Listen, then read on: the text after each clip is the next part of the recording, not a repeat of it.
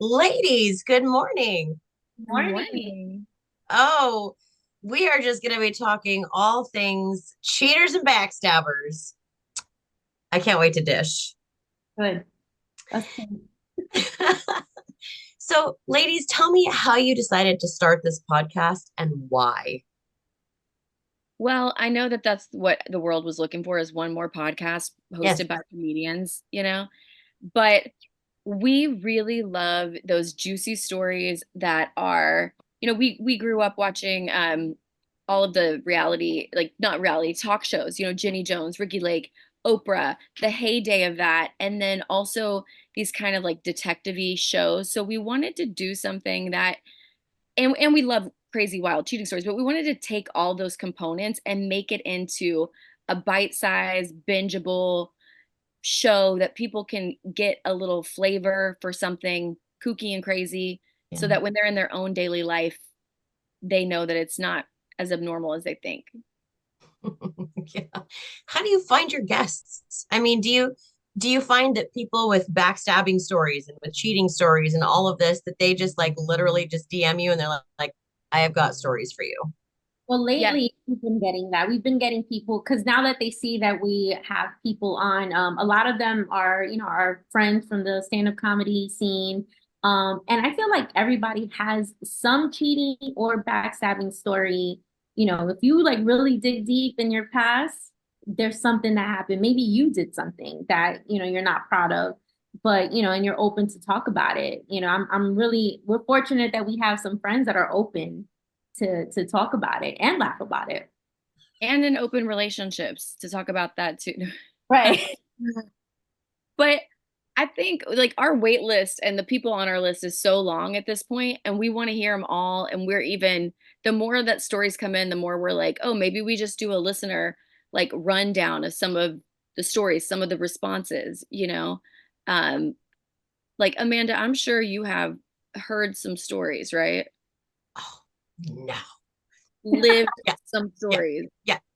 Yeah. Let me tell you my favorite cheating story because I'm a pretty nice person and I'm stupid crazy honest. Like I will tell on myself if I think that I have even hinted around doing something even close to being wrong. So there was this really cute guy that delivered water to the place I worked years and years ago. Okay. Like, I mean, it's the start of multiple fantasies, I'm sure, right there. And he was dumb cute and also dumb, as it turns out. And we had this like little chemistry, and he'd come in and flirt, and I'd flirt, and I was like, oh my God, he's like, yeah. And I always made sure that I was not at lunch when I knew the water was going to be delivered. So finally, after this little dancing around and everything, I get the courage to like kind of put out there that I'd be totally interested in going on a date with him. And so he finally asked me out. We go out to a bar. I don't drink. He didn't really drink either, but that's, the scene. We go on a couple of other dates. We're hanging out. We make out by his car one night. I'm doing the whole like, yay, living out my best life. I take him coffee one day to work and he's like, hey, things are going really great and I like you. And I was like, I really like you too. He's like, I feel like I should tell you I'm married. He feels like it. Yeah. And I said, I feel like maybe that should have been brought up so long ago. You're like, I feel like I would like your wife's Yeah. name and information so I can let her know. Oh, I got it. Don't worry. So what we're hearing is that this water delivery man was actually quite thirsty. Oh, he was turns out he likes him some salty bacon. There you go. Ah, Yes, yes. Oh, I love that. he Next, likes I him love some that. salty bacon and you were thirsty for his water, I maybe. really was. And then I wasn't. And then yeah, Immediately I dry, just I dried up, boycotted water forever. Didn't drink it for years. That's dried it. up. You Tea need and water, you tea get you and get water only. triggered with tea water. Yeah, Oh my God, yeah. arrest him. Arrest him. I know. I called my parents and I Faithful. was like, I feel like a cheater. Like I am a cheater. And they're like, well, you didn't do it on purpose. I was like, well, no, of course not. So I had to like live with that for a long time. And then I was like, but I didn't do anything wrong, really. I was just being cute at work. What can I do? Did that affect you later on? Like, okay, like was that your first question when you would meet a guy and be like, hey, by the way, are you married? Do you sell water? You Do know? you sell water? Do you know this man? Like, I felt like I was in the Terminator. I'm like, have you seen this boy? There used to be a commercial. Do you remember? Oh, Mr. Culligan Man, the water man. Oh, Mr. Culligan Man, where Yeah. are you? And I'm just now realizing the double entendre in that. I'm like, how many women were waiting for this Mr. Culligan Man? You Yeah. know, did they specifically hire like hot men to deliver these jugs of water? Yeah. I mean, think about it. Jugs. I mean, um, none of them mixed leg day because clearly they were squatting all day long. It Ah, really, truly, I mean, this it man had, is so hot. Yeah. yeah, it checked all the boxes. And luckily, not all the boxes got checked while we were dating. So I was very happy to get out with my sanity and, not too much humiliation. Good for you. Wow. Good. Yeah, yeah, yeah. Shame on him. I hope he's gotten help. He, he got what he deserved. Uh, may he have the life he deserves. That's my blessing to him. Yes. So, ladies, do you have any fantastical stories that made you think, yes, yes, I definitely need to do this podcast because we need to put some people on blast as well? We both do, and it's so funny you say that we've been consoling each other as friends for 7 years over seeing each other through so many relationships. But part of our fun is, of course, we divulge information about ourselves, but our sleuthing skills. You know, we really like to consider ourselves amateur, PIs, amateur therapists. We also have real therapists, and we'll be talking to real PIs. We do through the course of the show. But it's more, we're having fun with it. We're talking to people who, Amanda, clearly time has gone by since you and the waterman. Are you drinking water again? No, no. That's why I've aged so considerably. I'm just like I'm a coffee bean at this point. I'm 90% coffee bean. Oh my gosh, it's We so also funny. have like our own personal stories that we haven't shared on the podcast. I mean, I did interview Kate recently about her story. But I just feel like it just never gets old. I think we have all these backstabbing stories, whether it be family, friends. Just the other day I was thinking about there was this girl who requested me on Instagram. And I was like, but we're not friends anymore. Like in my head, I'm like, do you not remember what you did to me? And I was like, let me write this down because one day I'm going to talk to Kate about what went down with this girl in the 8th grade. I'll never forget. No, And for me, absolutely not. I'm like, let that go, Shadi. No. Let that go. That's like not healing you. But I think the eighth grade. Well, But it went into our adulthood, but it started in the 8th grade. that brings me to a great point, which is that, and now I've already forgotten him, but it's like, oh, that idea of breaking up. Like, because you have to break up with friends. Did you actually break up with her? Because Yeah, clearly she didn't yeah. know.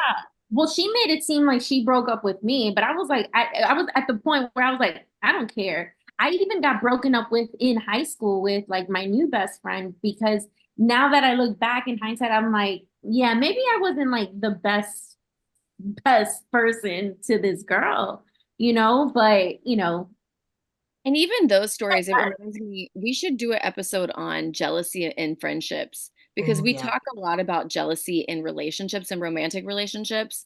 And that's a big part of our backstabbing element is that, sometimes you can backstab yourself. One of our guests so profoundly said, what's terrible about backstabbing yourself, self-inflicted wound, and you don't have the hands to reach back there and get it out.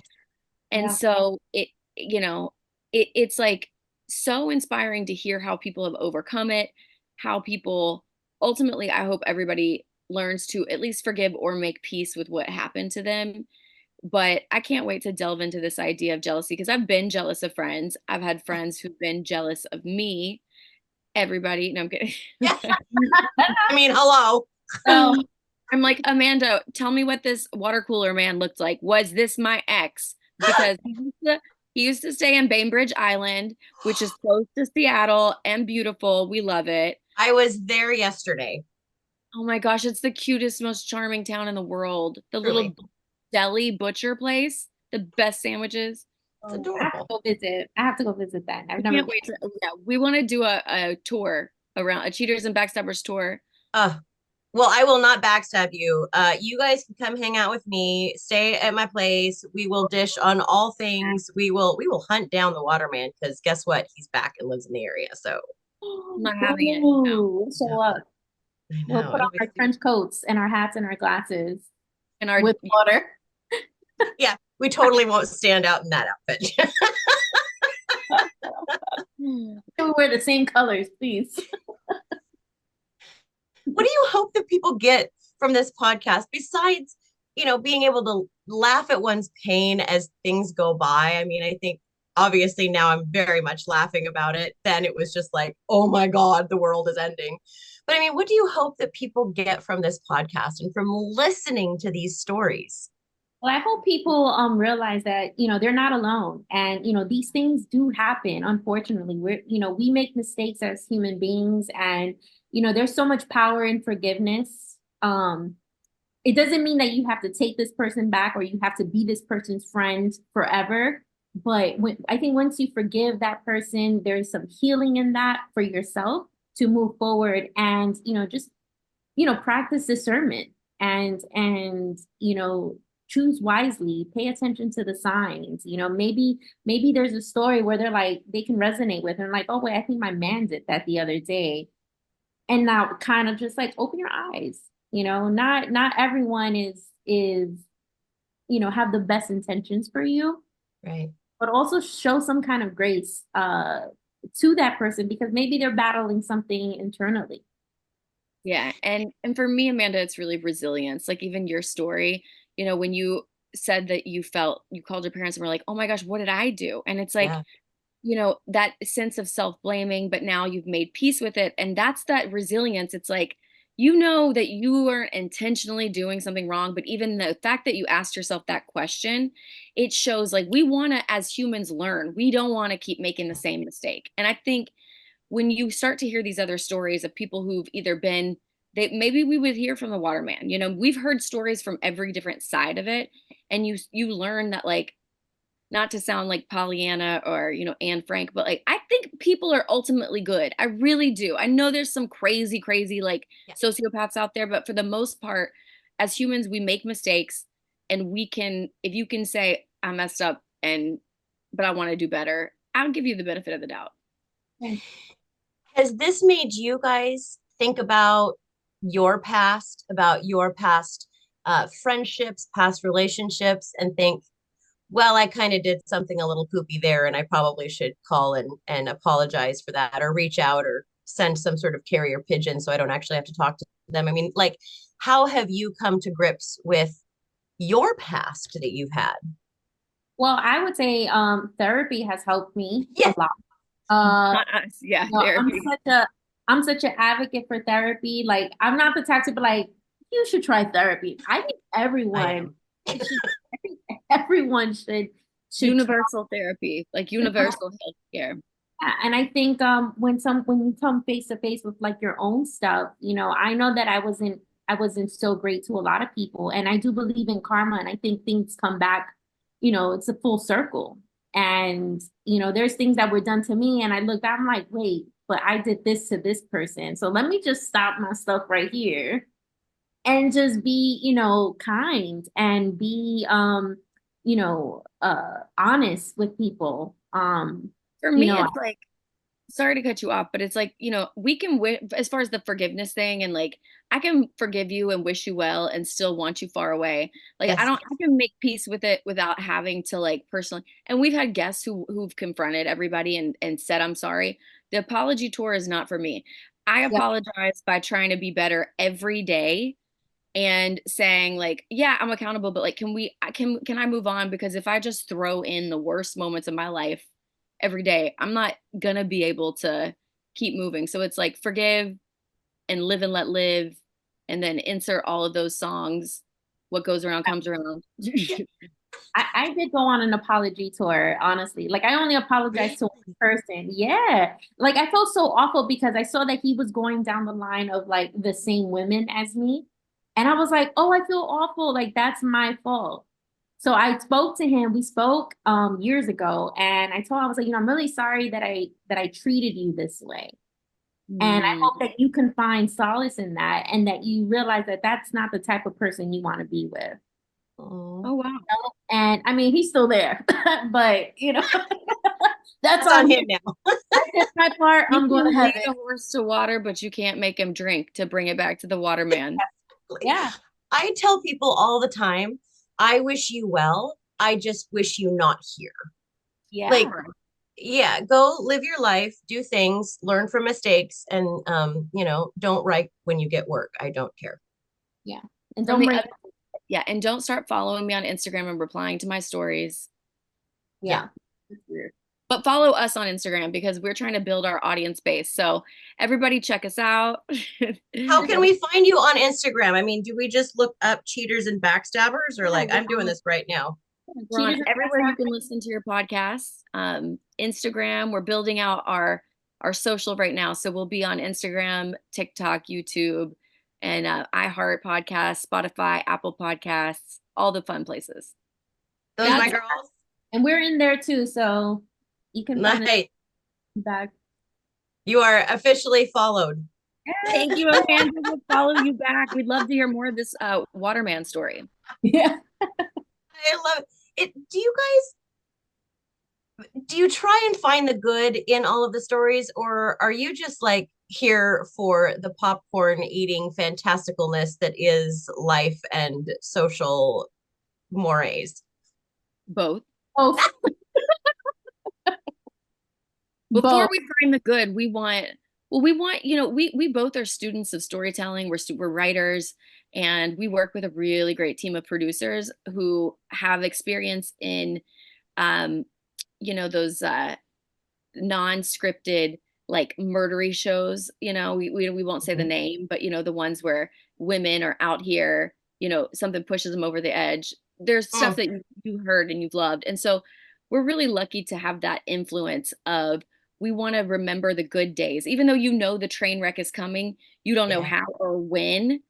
And so as storytelling lovers, we like to get that juiciness of oh, it was good, but then what happened? Wait, but then what happened? Wait, what? And that is, like you said, even the way you naturally tell it, Amanda, of he's coming, he's hot, you're slowly dropping in the little details. I mean, people are naturally good storytellers, and us as lovers, I want to know more. And so we can tease out some parts, skip to some other parts. And at the end, you are where you are here, and thriving, beautiful, and his crummy hiney is down the road, and hopefully avoiding you, because we will press charges. Emotional assault is real. Once again, not a police officer of any but I could play one on TV. So well, and I know where to hide bodies. I mean, there's this is a good group of people. I feel like we've got good qualifications to all hang out together. Yes. Yeah. No, we will not be accessories to a crime. Oh yeah. But if you tell us, we can we will cut that. We'll if you want to confess, we'll cut it from the podcast. We'll have our swipe it. Yeah. Sure. Yeah. Yes, the Cheaters and Backstabbers tour, I feel like, just told me to confess and they would cut it. Okay. We're waiting to get into the true crime space. Now you're giving me inspo. I'm like, wait, this is season 2. Oh God, that'd be so fun. Has there been a wait, shut up, are you kidding me moment for either of you that just hit you between the eyes and you're like, I need to take a second to really process this? Every episode. Yeah, for sure. So listen to episode 1 and on. You'll get those two. All of them. That's amazing. That is amazing. Well, so I now wear a wedding ring, fake wedding ring, when I'm out doing stuff. And if a guy comes up and hits on me whilst I'm wearing it, that is just like a giant ass red flag that I can wave proudly in the air and be like, bye. Life hack. See, these are the little cheating things that's your way of cheating to hack life in a good way. So we're also working on rebranding this concept of cheating, and vice versa. I know men who have worn wedding rings because they think they get more people hitting on them. I heard that too. There's a Yeah. study. Have you heard Kelly Clarkson's Red Flag Collector song? No. Yeah, it's on her new album. You should listen to it. Red Flag Collector. I feel like as women, we're like, yeah, I've done that. Yeah. Turns out red is also one of my favorite colors. Yeah. Every When, shade of red. when someone calls you, one of those 1-800 numbers, your phone can say scam likely. Yeah. One of my friends, whenever she dates someone and she's like, it's a no, has changed their name to scam likely. So she just knows, like, I'm not getting scammed. No, no, no. Scam likely, it's a no for me. That's amazing. I did change one person's phone number in my phone to Ron the ass. Like it was just one word. It was really good. It was made me happy every time it came up. I was like, good one. I just immediately block people. See, now this was before I realized I could do that. Now I'm like, yeah, thank you. Next. So ladies, I adore you and I would love to spend more time with you. And I cannot wait to listen to every episode of your podcast. They drop on Wednesdays, right? Every Wednesday. Yep. God, you guys are adorable. Thank you for your time today. Thank What was you. that? Can't wait to come see you in Seattle. Yes. Come hang with me. It'll be so much fun. Yes, we will. All right. Take care, you guys. So much.